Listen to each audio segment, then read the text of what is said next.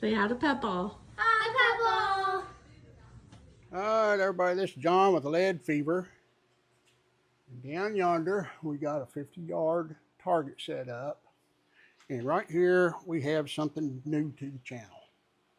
This is a Ruger Custom Shop 1022 competition.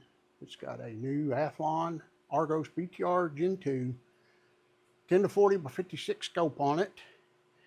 A few nice features about this. The stock has got a fully adjustable cheek rest. It's got a nice mag release right here. It's got the bolt lock back. It has a muzzle brake on it, which I'm not sure I'm going to like it or not, but we'll see. This particular rifle has another mounting point back here. This piece right here has a screw in it, or a threaded portion, and from the bottom, you have another screw that goes in there, and you got this one up here. So it's got two action screw mounts. Up here on the front, right back here underneath the pick rail, is another screw that holds the barrel in at the top, along with the V-block underneath. I've got this set up in my rest. I got the scope fairly zeroed. I got a little level here. I got pretty cheap. Just helps me keep my gun level. So I'm going to get a camera set up down there, and we're going to shoot some groups and see how this thing performs before. This is totally bone stock. The only thing I've done different to this is the recoil rod on it did not have a captured spring. I put a captured spring on it because I don't like taking these apart, putting them together without that. It makes it hard. It's got a fully floated barrel. It's a 16 and an 1/8 inch, .920 profile bull barrel. It's a hammer forged barrel. It has a modified chamber. It's not quite a bench chamber because it doesn't engrave the bullet, but the bullet is right there at the lands and grooves. It's supposed to be the best of both worlds. So we're going to find out. We're going to shoot some groups with it. We're going to see how it performs. We're going to put, several different ammos in it. So hold on. Let me get this set up and we'll get going. All right, everybody. Let's try this thing out. I got the scope zeroed, and that's as far as I got. Let's go ahead and load one up. Now, I will say the trigger on this thing is atrocious. It's 3.5 pounds. So I do have some trigger work to do. But let's just see what it'll do with this heavy trigger that's on there.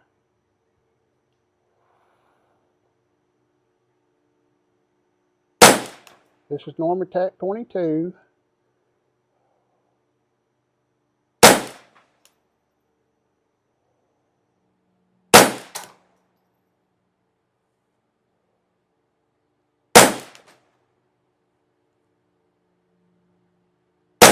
Had a terrible cold bore shift. Terrible cold bore shift. Let's go ahead and put 10 on that.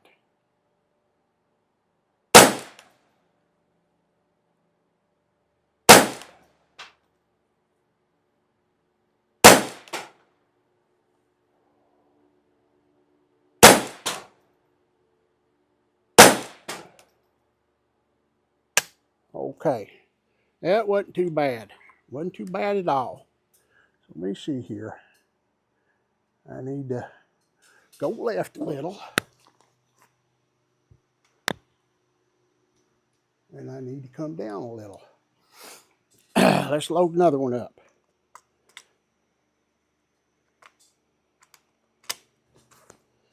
Let's move over and do 5 rounds on that one right beside it.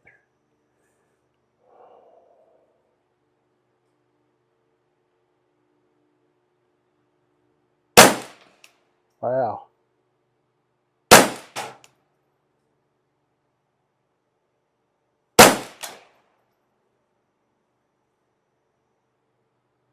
I like to think that first one was my trigger. Alright. I think it's got potential. I got a little something I'm going to try here in a minute.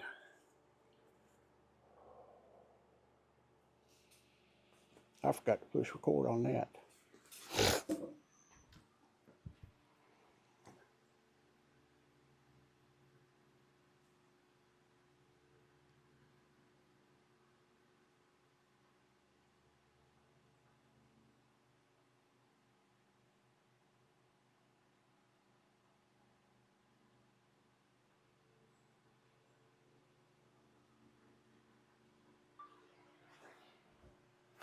All right, like a dummy, I forgot to press record over there on my target camera.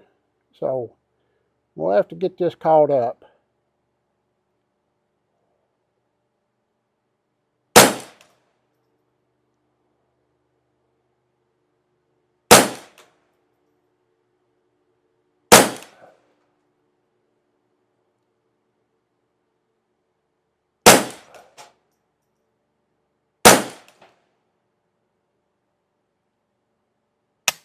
Okay, that don't look too bad, but I'm telling you folks, this trigger is just terrible.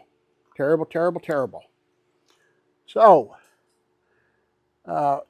you can see down there with the target camera, those groups ain't terrible for a semi-auto at 50 yards with a 3.5 pound trigger.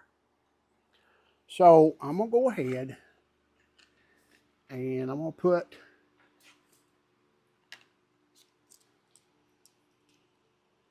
some SK semi-auto rifle in there, and we're gonna see what it does. And then I may do a little something to it. I don't like them flyers down there.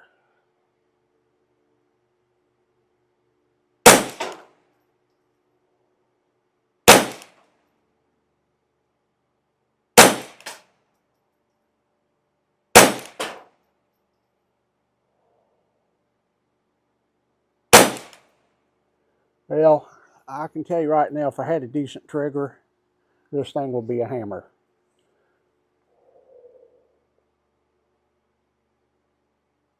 That trigger pull is ferocious.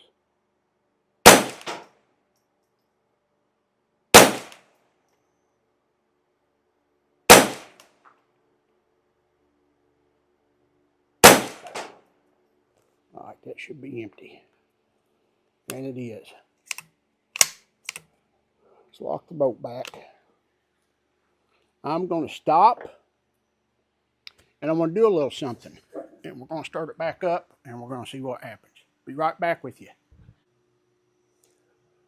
All right, let me pan over there. I took the flash pressure off, compensator, muzzle brake, whatever you want to call it. I've got a thread protector on there. It's actually a tuner plug for mounting a tuner. Then I got two 3/4 inch shaft collars, and then two 7/8 shaft collars behind that.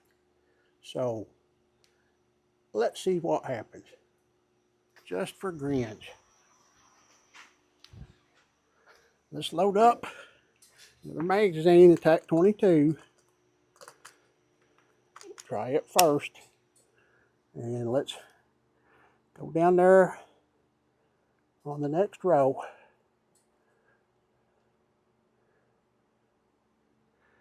And give it a whirl. All right. This is TAC 22. Now remember, we got a terrible cold bore shift with this thing.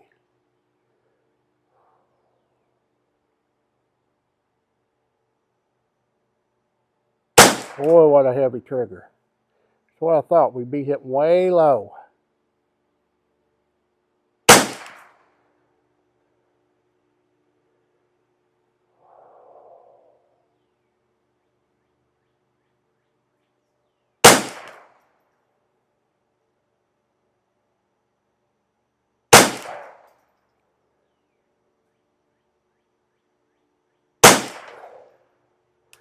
All right, we stacked 3 right there after the barrel warmed back up. This thing's got a terrible cold bore shift.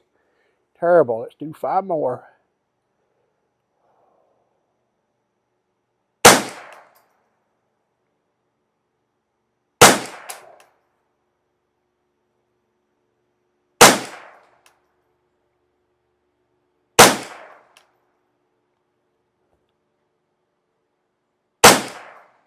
And we just almost stacked all 5 of those. Almost. Let's see what the SK semi-auto rifle will do. It's probably going to shoot a little higher, as would be because it's higher velocity. So let's move over, see what it does. Well, I got to know this thing's got a terrible cold bore shift on it.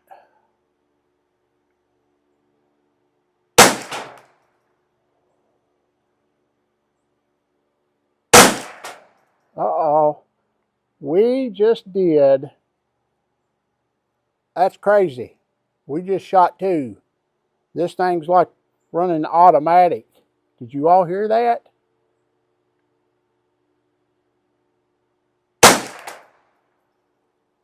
I've never seen such a thing.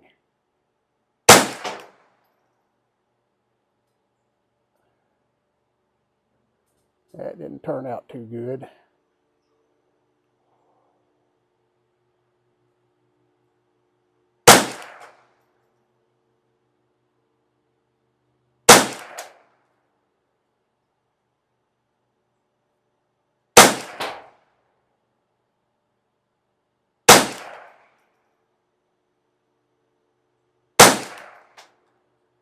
One outlier. All the rest of them right there. So, this thing's got potential. Let's do one more magazine. I can't believe we just shot 2 like that. And that wasn't me on the trigger. Was not me on the trigger. Something ain't right. And it don't want to. There we go. Let's do 2 more 5-round groups with the semi-auto rifle. Seems to like it pretty good. And I'm not going to shoot this thing too much more with this trigger. It's just wasting ammo. I can see now this thing's going to shoot.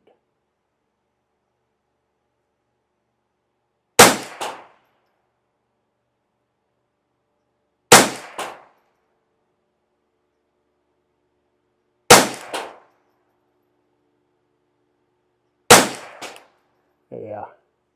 Do one more group.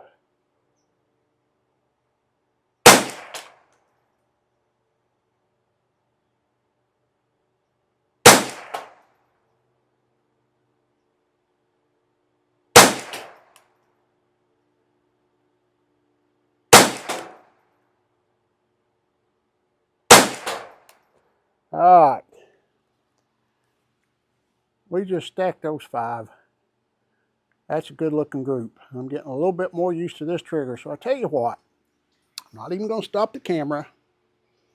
Let's load up some good ammo. If I got something over here.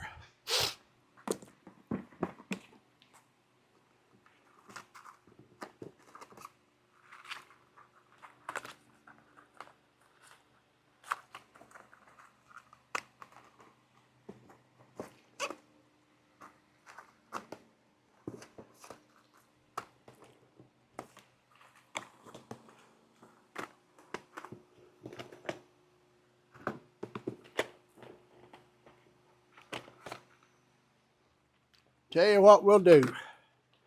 I'll load up some Rapua Pistol OSP. We'll do 10 rounds of that. And we'll do 10 rounds of Center X, and we'll call this a night. And I'll go home. I need to get the trigger lined out for this. I guess I'll take this trigger apart and see what I can do for it. 3.5 pounds. I measured it. It's very consistent, but consistent at 3.5 pounds. And in the literature, it says that it's a 2.5 to 3 pound trigger. It's supposed to be a BX trigger, but I really don't even think it's a BX. It said it's the gray BX trigger, but this is plainly a black trigger. And so I'm going to have to get a better trigger in this thing. And maybe it'll shoot. This stock is very thin. There's no way for me to hollow it out and add weight to the back of it. I was able to add a little bit of weight under the barrel with lead wheel weights. And I also added weight to my bench plate here. And I'm about to come off the end of it. Pull that back. All right. I didn't even notice that. Let me, that's Pistol OSP. And let's do 10 Center X. And this is going to just be a short video. But if y'all look up there at that top row, it was shooting pretty good. But it was pretty open.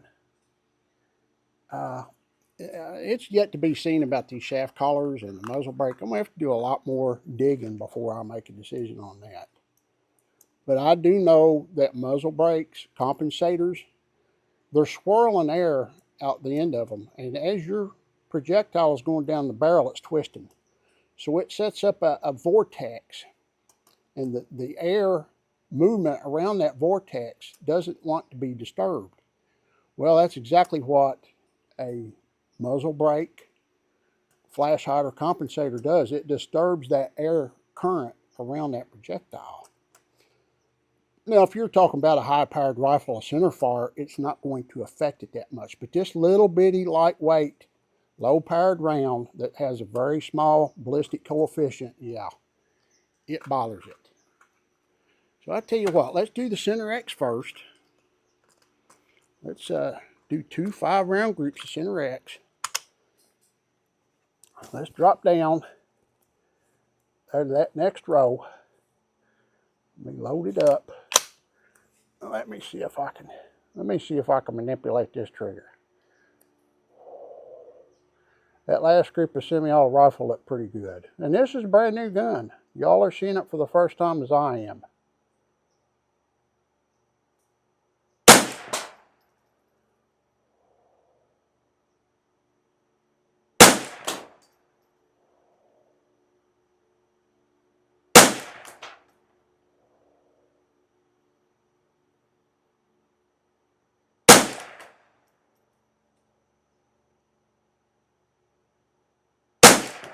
All right, that didn't look too promising.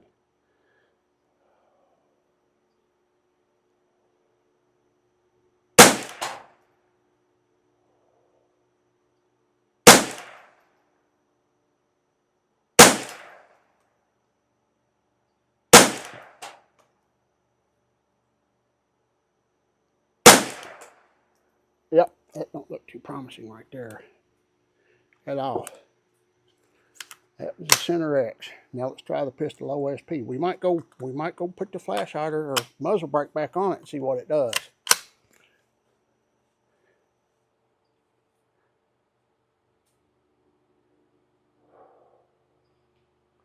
It does like a semi-auto. Boy, that's a terribly heavy trigger.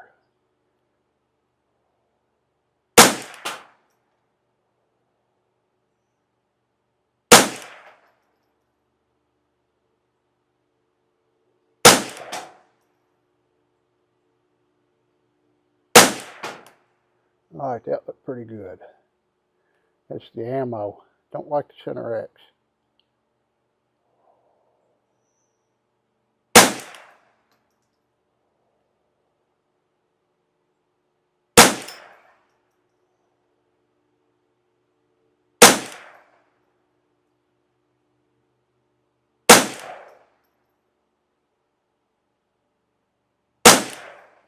All right, those don't look too bad. That's not bolt rifle good, but I think when we get a trigger on here, it will be close. I'm pretty happy with this so far. And it's got to get a few rounds to it.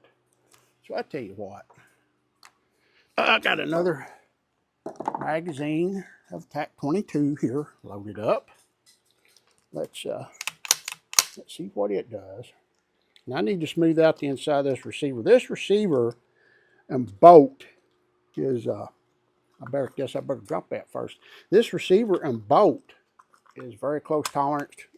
I mean, there's no extra room in there at all. This is a very close tolerance receiver and bolt. And this bolt has the headspace that basically a kid bolt does, 0.0425 to 0.043. So, see what we can get with this TAC 22.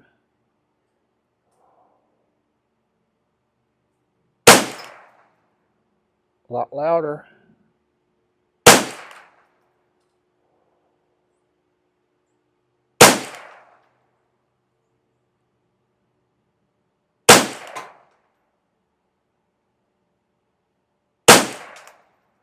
Yeah, that ain't too bad. Ain't too bad.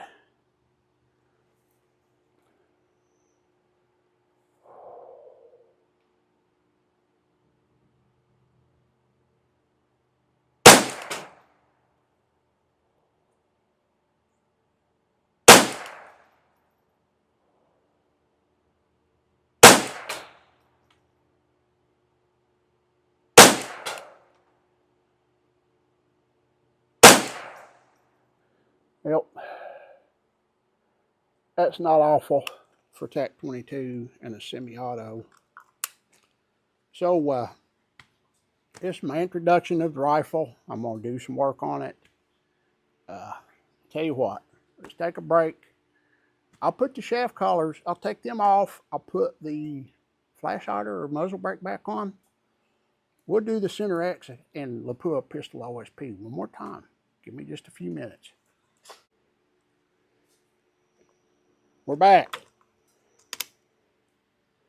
And you know what? I got these mixed up.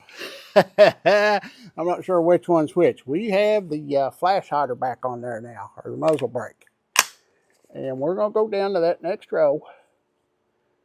And we'll be able to tell which one's the OSP and which one's the Center X.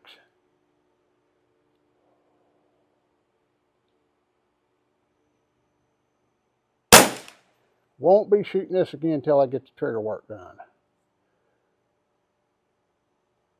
Just be a waste of time.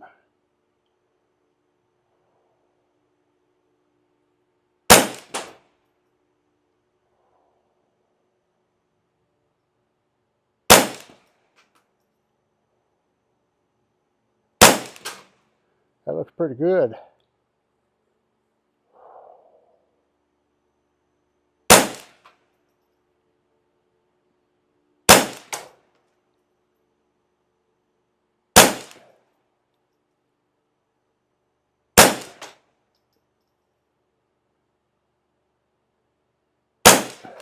All right, that's looking real good down there. So, I'll be the first to admit when I'm doing something wrong. Now, that must have been the OSP. Let's see what the Center X does.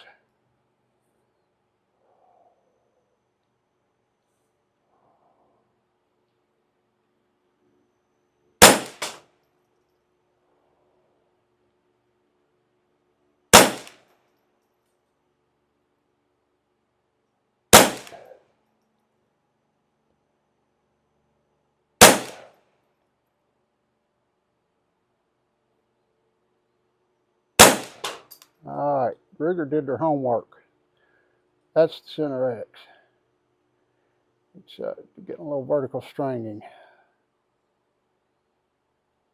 Definitely didn't like the shaft collars.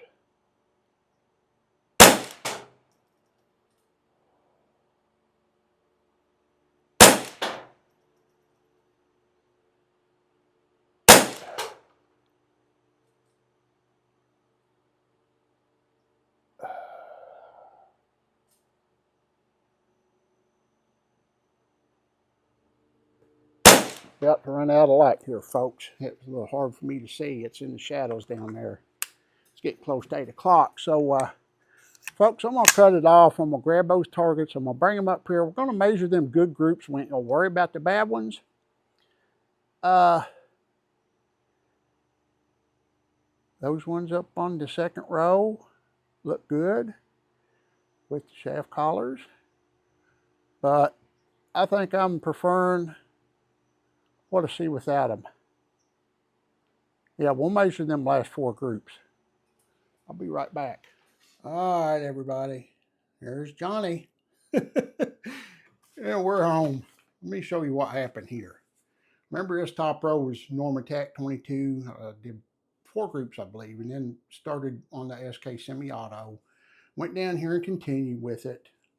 Had a couple really bad groups there. Had some decent ones. That one there was really good. Then we come down here. I forget what we did over here. I think it might have been another TAC 22. Yeah, it was another TAC 22.